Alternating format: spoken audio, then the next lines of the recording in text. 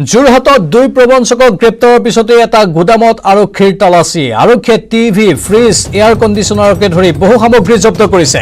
আসাম ৰাইফলছৰ নামত জালিয়াতি কৰি যোৰহাটৰ দুটা প্ৰবঞ্চক জালত পৰাৰ পিছত আৰক্ষীয়ে তালাচী চলালে এটা গুদামত আসাম ৰাইফলছ লিখা গাড়ীত সেনাৰ পোছাক পৰিধান কৰি সামগ্ৰী সৰবৰাহ কৰি আহিছিল প্ৰবঞ্চককেইটাই দেওবাৰে নিশা যোৰহাট আৰক্ষীয়ে আসাম ৰাইফলছ লিখা এখন বাহন জব্দ কৰাৰ পিছতে পোহৰলৈ আহিছে এই ঘটনা তথ্য অনুসৰি দুষ্ট চক্ৰটোৱে আসাম ৰাইফলছৰ নামত গাড়ী ভাড়াত লৈ সেনাবাহিনীৰ গাড়ীৰ দৰে ৰং কৰি বিভিন্ন সামগ্ৰী সৰবৰাহ কৰি আহিছিল আৰক্ষীৰ চকুত ধুলি দি আনকি আসাম ৰাইফলছত ভুৱা নিযুক্তিও প্ৰদান কৰিছিল চক্ৰটোৱে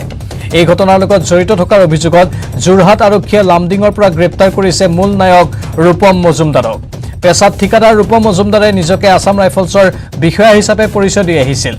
আনহাতে নগাঁৱৰ পৰা গ্ৰেপ্তাৰ কৰিছে ধ্ৰুৱজ্যোতি শৰ্মা নামৰ আন এটা প্ৰবঞ্চকক যোৰহাট আৰক্ষীয়ে ধৃত দুই প্ৰবঞ্চকক জেৰা অব্যাহত ৰাখিছে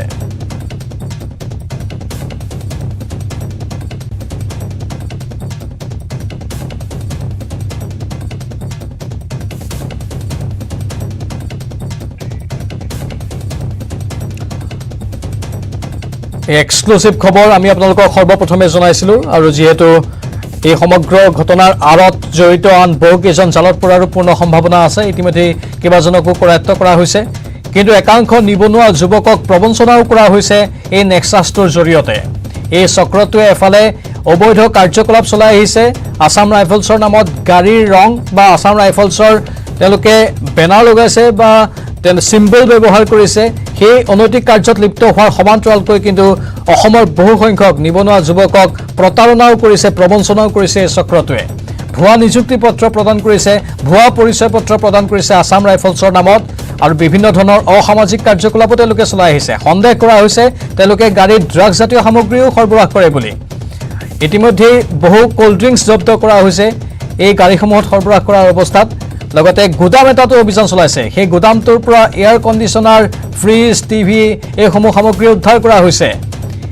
যোৰহাটত দুই প্ৰবঞ্চকক গ্ৰেপ্তাৰৰ পিছতে গুদামত আৰক্ষীয়ে তালাচী চলায় টিভি ফ্ৰিজ এয়াৰ কণ্ডিশ্যনাৰকে ধৰি বহু সামগ্ৰী জব্দ কৰিছে আসাম ৰাইফলছৰ নামত জালিয়াতি কৰি যোৰহাটৰ দুটা প্ৰবঞ্চক জালত পৰাৰ পিছতে আৰক্ষীয়ে তালাচী চলালে এই গুদামটোত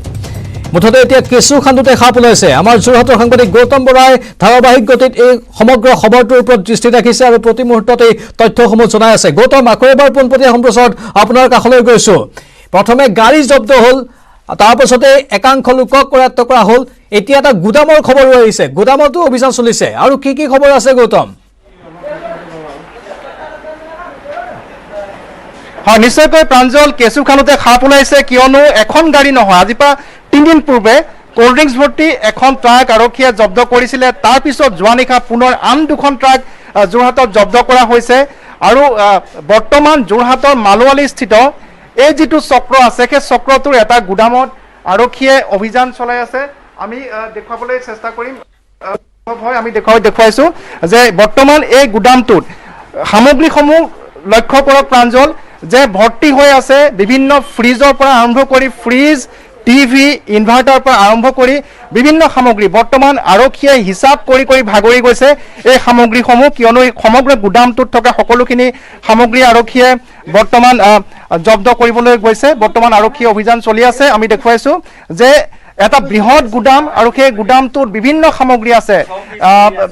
তাতে আমি দেখিবলৈ পাইছো টিভি দেখিবলৈ পাইছো এয়াৰ কণ্ডিশ্যনাৰ দেখিবলৈ পাইছো ফ্ৰিজ দেখিবলৈ পাইছো ঠিক সেইদৰে আমি কম্বল দেখিবলৈ পাইছো ঠিক সেইদৰে প্ৰেছাৰ কুকাৰ দেখিবলৈ পাইছো আৰু এই সামগ্ৰীসমূহ ইনভাৰ্টাৰৰ পৰা আৰম্ভ কৰি আমি পুনৰ দেখুৱাইছো প্ৰাঞ্জল চক যে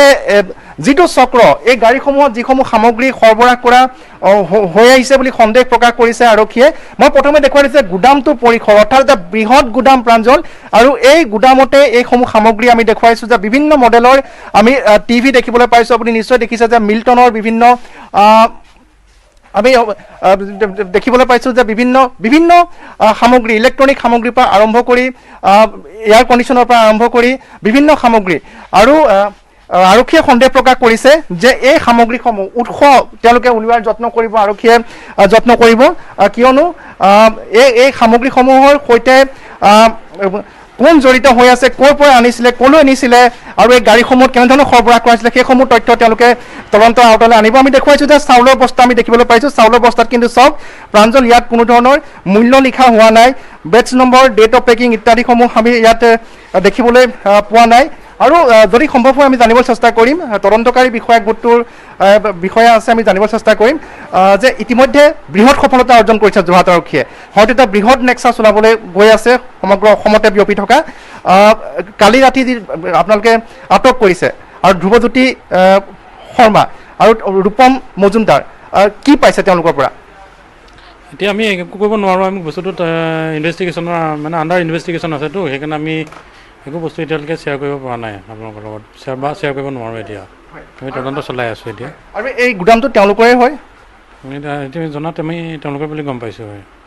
আৰু এই সামগ্ৰীসমূহ ক'ৰ পৰা আনিছিলে কিবা তথ্য পাইছে নেকি? নাই, আমি তদন্ত কৰি আছোঁ, সেইখিনি তদন্তৰ ভিতৰৰ কথা কাৰণে আমি ক'ব নোৱাৰিম। হয়, ধন্যবাদ জনাইছোঁ। আৰু প্ৰান্তত মই পুনৰ দেখুৱাইছোঁ যে বিভিন্ন সামগ্ৰী আছে এই গুদামটোত, আৰু যোৰহাটৰ মালুৱালী স্থিত এই গুদামটো বৰ্তমান আৰক্ষীয়ে জব্দ কৰিছে, জব্দ কৰি সামগ্ৰীসমূহ জব্দ কৰি তেওঁলোকে তদন্ত অব্যাহত ৰাখিব। আৰু বহু বিস্ফোৰক তথ্য পোহৰলৈ অহাৰ সম্ভাৱনা আছে, বহু লোকক হয়তো প্ৰবঞ্চনা কৰিছে, কিয়নো তেওঁলোকে গাড়ীসমূহ ভাড়া লৈছিলে, ট্ৰাকসমূহ বিভিন্ন লোকক আছাম ৰাইফলছত ভাড়ালৈ লোৱা বুলি কৈ তেওঁলোকে নিজে ৰং কৰি সেইসমূহ গাড়ী ব্যৱহাৰ কৰিছিলে। একাংশ নিবনুৱা যুৱকক এই চক্ৰটোৱে তেওঁলোকক নিযুক্তি দিয়া বুলি কৈছিলে, আৰু তেনেধৰণৰ এখন মই নিযুক্তি পত্ৰ যদি সম্ভৱ হয় দেখুৱাবলৈ চেষ্টা কৰিম। মই যদি সম্ভৱ হয় মই পুনৰ এবাৰ সেই নিযুক্তি পত্ৰখন দেখুৱাবলৈ চেষ্টা কৰিম। কিন্তু প্ৰাঞ্জল, এনেধৰণৰ যি তেওঁলোকৰ যি আইডেণ্টিটি কাৰ্ড আছে, সেই আইডেণ্টিটি কাৰ্ডসমূহ লৈ কেৱল যোৰহাটত যি দুজন যুৱকক প্ৰথম গাড়ীখনৰ সৈতে গ্ৰেপ্তাৰ কৰিছিলে আৰক্ষীয়ে, কেৱল সেয়াই নহয়, তাৰ লগতে বৰ্তমান সেই বাতৰি নিউজ 18 অসম নৰ্থ ইষ্টত সম্প্ৰচাৰ হোৱাৰ পিছত আৰু একাংশ যুৱক আহিছে, তেওঁলোকে নিজৰ সেনাবাহিনীৰ পোছাক লৈ আহিছে, যোৰহাট সদৰ থানালৈ আহিছে, আৰু তেওঁলোকে কৈছে যে তেওঁলোকো এই চক্ৰটোৰ হাততে তেওঁলোকে নিযুক্তি পত্ৰ লাভ কৰিছিলে, আছাম ৰাইফলছৰ তেওঁলোকে কৰ্মচাৰী বুলি নিজকে তেওঁলোকক নিযুক্তি পত্ৰ দিছিলে, আইডেণ্টি কাৰ্ড দিছিলে, সামৰিক পোছাক দিছিলে, আৰু তেওঁলোকে এনেধৰণৰ ট্ৰাকসমূহৰ চালক ৰূপে কৰ্মৰত হৈ আছিলে। গতিকে এই চক্ৰটোৰ পৰিসৰ কিমান বিশাল প্ৰাঞ্জল আপুনি এবাৰ কল্পনা কৰক। মই পুনৰ ক'ব বিচাৰিছোঁ যে কালি যোৰহাট কিমান দূৰলৈকে শিপাই আছে সি সঁচাকৈ চিন্তা কৰিবলগীয়া বিষয়। কিন্তু আপুনি যিহেতু কৈছে নিবনুৱা যুৱকসকলক প্ৰতাৰণা কৰা হৈছে, প্ৰবঞ্চনা কৰা হৈছে, ভুৱা নিযুক্তি পত্ৰ তেওঁলোকক দিয়া হৈছিল, আৰু সেইসকল নিবনুৱা যুৱকো আৰক্ষীৰ জালত পৰিছে। তেওঁলোকৰ কিন্তু একো দুখ নাই, তেওঁলোকক প্ৰবঞ্চনা কৰা হ'ল, তেওঁলোকে সেই কথা গমেই পোৱা নাছিল, তেওঁলোকেতো আছাম ৰাইফলছতে নিযুক্তি পোৱা বুলি ভাবি আছিল। এতিয়া তেওঁলোকৰ ভৱিষ্যত কি হ'ব? তেওঁলোকৰ বিৰুদ্ধে আইনী পদক্ষেপ হ'ব নে তেওঁলোকক মুকলি কৰি দিয়া হ'ব? কেনেধৰণে আগবাঢ়িব এই পদক্ষেপবোৰ? হয় হয়, নিশ্চয়কৈ প্ৰাঞ্জল, যিহেতু প্ৰথম অৱস্থাত আৰক্ষীয়ে এই সামগ্ৰীখিনি চুৰি সামগ্ৰী বুলি ভাবিছিলে, যিহেতু ট্ৰাকখনৰ যিখন ট্ৰাক সামৰিক আৰ্হিৰ যিখন ট্ৰাক আৰক্ষীয়ে জব্দ কৰিছিলে সামগ্ৰীসহ, সেই ট্ৰাকখনৰ চালকজন সামৰিক পোছাকত আছিলে, তাৰ লগত থকা যিজন যুৱকে নিজকে MTO বুলি পৰিচয় দিছিলে তেওঁ সামৰিক পোছাকত আছিলে। গতিকে তেওঁলোকক থানালৈ লৈ যোৱা হৈছিলে। প্ৰথম অৱস্থাত তেওঁলোকে চোৰ বুলি ভাবি তেওঁলোকক আৰক্ষীয়ে গ্ৰেপ্তাৰ কৰিছিলে, যিহেতু তেওঁলোকে আছাম ৰাইফলছৰ কোনো আইডেণ্টি কাৰ্ড দেখুৱাব পৰা নাছিলে। আৰু যেতিয়া আছাম ৰাইফলছ কৰ্তৃপক্ষৰ সৈতে যোগাযোগ কৰে, তেতিয়া আছাম ৰাইফলছ কৰ্তৃপক্ষটো নিশ্চিত কৰে যে সেই ট্ৰাকখন তেওঁলোকৰ নহয়, আৰু তাত থকা সেই যুৱক দুজনো তেওঁলোকৰ সৈতে কোনো সম্পৰ্ক নাই বা তাৰ কৰ্মচাৰী নহয়, তেতিয়া গ্ৰেপ্তাৰ কৰে। তাৰপিছত যেতিয়া সেই যুৱক কেইজনক সোধা পোছা কৰা হয়, তেতিয়া উৰহী গছৰ ওলাই পৰে যায় ৰূপম মজুমদাৰ নামৰ যিজন যুৱক নিজকে আছাম ৰাইফলছৰ বিষয়া বুলি পৰিচয় দি আহিছিলে, সেই যুৱকজনে এইসকল যুৱকক নিযুক্তি দিছিলে। তাৰপিছতে আৰক্ষীয়ে তদন্ত আগবঢ়াই নিয়াৰ পাছত ইটোৰ পাছত সিটো তথ্য বৰ্তমান পোহৰলৈ আহিছে। কিন্তু প্ৰশ্ন উত্থাপন হৈছে যে সেই নিবনুৱা যুৱকসকল কেৱল সেই দুজন যুৱকে নহয়, বৰ্তমান আমি খবৰ পাইছোঁ যোৰহাটত আৰু তেনেধৰণৰ আৰু যুৱক আছে, যিসকলক ৰূপম মজুমদাৰে নিযুক্তি দিছিলে, তেওঁলোকৰ চালক হিচাপে বা অন্যান্য পদবীত নিযুক্তি দিছিলে, আৰু তেওঁলোকে এনেধৰণে এই সামগ্ৰীসমূহ সৰবৰাহত তেওঁলোকক ব্যৱহাৰ কৰা হৈছিলে। গতিকে সেইসকলৰ ক্ষেত্ৰত কি ধৰণে আদালতে ব্যৱস্থা গ্ৰহণ কৰে সেয়া লক্ষণীয় হ'ব। কিন্তু প্ৰাঞ্জল, এই যিটো চক্ৰ আমি দেখি অভিভূত হৈ পৰিছোঁ, কিয়নো এনেধৰণে সেনাবাহিনীৰ আৰ্হিত গাড়ীৰ ৰং, ট্ৰাকৰ ৰং কৰি তাৰ সেনাবাহিনীৰ পোছাক পৰিধান কৰি এনেধৰণৰ যুৱকক প্ৰবঞ্চনাৰে নিযুক্তি দি তেওঁলোকে অসমত যিসমূহ সামগ্ৰী সৰবৰাহ কৰি আছিলে বিভিন্ন স্থানলৈ, তাত হয়তো বহুত অসামাজিক কাৰ্যকলাপ সংঘটিত হ'ব পাৰে, আপত্তিজনক বস্তু সেই ট্ৰাকসমূহত সৰবৰাহ কৰিব পাৰে। কিয়নো সাধাৰণতে এনেধৰণৰ ট্ৰাকত, সামৰিক বাহিনীৰ ট্ৰাকত সাধাৰণতে আৰক্ষী তালাচী নচলে বা তালাচী গেটসমূহতো তালাচী কৰা সাধাৰণতে নহয়। গতিকে আৰক্ষীয়ে এই বিষয়টোক অতি গুৰুত্ব সহকাৰে লৈছে, আৰু যিহেতু ৰূপম মজুমদাৰ ইতিমধ্যে যি গ্ৰেপ্তাৰ কৰিছে যোৰহাট আৰক্ষীয়ে সেই ৰূপম মজুমদাৰৰ পৰা বহু তথ্য পোৱাৰ সম্ভাৱনা আছে প্ৰাঞ্জল আৰু আমি আশ্চৰ্যবোধ কৰিছোঁ যে প্ৰকৃততে এই সামগ্ৰীসমূহ ক'ৰ পৰা আহিছে তাৰ তথ্য বৰ্তমান ৱাদি বিচাৰি আছে আৰক্ষীয়ে যিটো তদন্ত অব্যাহত আছে এই সামগ্ৰীসমূহ অৰ্থাৎ কোল্ড ড্ৰিংকছসমূহ ক'ৰ পৰা আহিছিলে বা ইয়াত এই গুদামত থকা সামগ্ৰীসমূহ ক'ৰ পৰা আহিছিলে কিয়নো ইতিমধ্যে আৰক্ষীয়ে তথ্য লাভ কৰিছিল যে এই গুদামসমূহলৈ ইয়াৰ পূৰ্বৰে পৰা দীৰ্ঘদিন ধৰি সামগ্ৰীসমূহ সৰবৰাহ কৰি অহা হৈছিলে আৰু তেওঁলোকক কেতিয়াবা আৰক্ষী যদি টহলদাৰী গোটেই পায়ো তেতিয়া তেওঁলোকে সামৰিক বাহিনীৰ সামগ্ৰী বুলি তেওঁলোকে জানিবলৈ দিছিলে সেই ট্ৰাকসমূহে গতিকে এতিয়া তদন্তৰ পিছতে সকলোখিনি স্পষ্ট হ'ব আৰু বহু বিস্ফোৰক তথ্য যে পোহৰলৈ আহিব সেয়া কিন্তু ইতিমধ্যে নিশ্চিত হৈ পৰিছে গৌতম লক্ষণীয় কথাটো হ'ল যে উদ্দেশ্য স্পষ্ট হৈ আছে তেওঁলোকে এনেধৰণে আসাম ৰাইফলছৰ গাড়ী ৰং কৰি আসাম ৰাইফলছৰ হুবহু ৰূপ দিবলৈ চেষ্টা কৰিছে বা তেওঁলোকৰ লোগো ব্যৱহাৰ কৰিছে তেওঁলোকৰ যিখিনি অন্যান্য নিৰাপত্তা বিষয় আছে সম্পূৰ্ণ হুবহু ৰূপত তেওঁলোকে তাক অনুকৰণ কৰি গাড়ীসমূহ প্ৰস্তুত কৰিছে উদ্দেশ্য স্পষ্ট যে তেওঁলোকে নিষিদ্ধ কাম কৰিবলৈ এনেধৰণৰ কাৰবাৰসমূহ কৰিছে যাৰ জৰিয়তে তেওঁলোকৰ জেব গধুৰ হ'ব নিষিদ্ধ কামো চলি থাকিব আৰক্ষী চকুতো ধুলি দিব পাৰিব আমি সেয়েহে সন্দেহ কৰিব পাৰোঁ যে এইসমূহ গাড়ীত ড্ৰাগছ বা অবৈধ মাৰণাস্ত্ৰও হয়তো সৰবৰাহ কৰা হৈছিল চাগে নিশ্চয়কৈ প্ৰাঞ্জল আমি অতি গুৰুত্ব সহকাৰে সেইবাবে এই বাতৰিটো কৰি আছোঁ আৰু আমি প্ৰথম অৱস্থাতে সেই কথা জানিব পাৰিছিলোঁ কিন্তু নিউজ 18 সামাজিক দায়বদ্ধতা এটা পৰিচয় দিছিলে আৰক্ষী সহযোগিতা আগবঢ়াইছিলে সেইবাবে প্ৰথম দুদিন আমি এই বাতৰিটো সম্প্ৰচাৰ কৰাৰ পৰা বিৰত আছিলোঁ যেতিয়া ৰূপম মজুমদাৰক আৰক্ষীয়ে গ্ৰেপ্তাৰ কৰিবলৈ সক্ষম হয় তাৰ পিছৰ পৰা আমি নিউজ 18 বাতৰি সম্প্ৰচাৰ কৰিছোঁ আৰু ইতিমধ্যে কেশৱ খানুতে সাপ ওলাবলৈ গৈছে কিয়নো এই যিখন ট্ৰাক তেওঁলোকে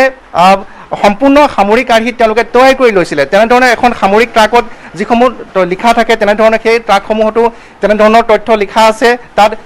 অসম ৰাইফলছৰ লোগো ব্যৱহাৰ কৰা হৈছিলে গতিকে সাধাৰণতে এনেধৰণৰ সামগ্ৰীসমূহ চুৰি সামগ্ৰী বা আৰক্ষীৰ যাতে তালাচীত তেওঁলোকৰ ট্ৰাকসমূহ চেক কৰা নহয় বা পৰীক্ষা কৰা নহয় তাৰ বাবে হয়তো তেওঁলোকে এই ব্যৱস্থা লৈছিলে আৰু তাৰ বাবে চালকসকলকো তেওঁলোকে এনেধৰণে যি সামৰিক পোছাক সেয়া পৰিধান কৰাই লৈছিলে গতিকে এই ট্ৰাকসমূহত এই সামগ্ৰীসমূহৰ উপৰিও ড্ৰাগছ বা অবৈধ মাৰণাস্ত্ৰ বা আৰু অন্যান্য আপত্তিজনক চোৰাং সামগ্ৰী যে পৰিবহণ কৰা নহয় তাৰ গ্যাৰাণ্টি বৰ্তমান কোনেও দিব নোৱাৰে আৰু সেই সকলো কথা স্পষ্ট হ'ব অসম আৰক্ষীৰ তদন্তত যোৰহাট আৰক্ষীৰ তদন্তত বৰ্তমান বিগত ৩-৪ দিনত যোৰহাট আৰক্ষীয়ে বহুখিনি সফলতা লাভ কৰিছে বৰ্তমান দুজনকৈ যি এই ঘটনাৰ সৈতে জড়িত বুলি সন্দেহ কৰা হৈছে মূল দুজন ব্যক্তিক ইতিমধ্যে যোৰহাট আৰক্ষীয়ে তৎপৰতাৰে গ্ৰেপ্তাৰ কৰিবলৈ সক্ষম হৈছে আৰু গতিকে এই আৰক্ষী তদন্ত যদি ক্ষিপ্ৰতাৰে আগবাঢ়ি যায় ইয়াৰ লগত জড়িত আৰু ৰৌ বৰালি জালত পৰা কিন্তু পূৰ্ণ সম্ভাৱনা আছে প্ৰাঞ্জল ধন্যবাদ জনাইছোঁ গৌতম বৰা আপুনি অহৰহ এই বিষয়টোৰ ওপৰত দৃষ্টি ৰাখক আৰু প্ৰতি মুহূৰ্তৰ আপডেট জনাই থাকিব পৰৱৰ্তী সময়ত আমি পুনৰ যোগাযোগ স্থাপন কৰিম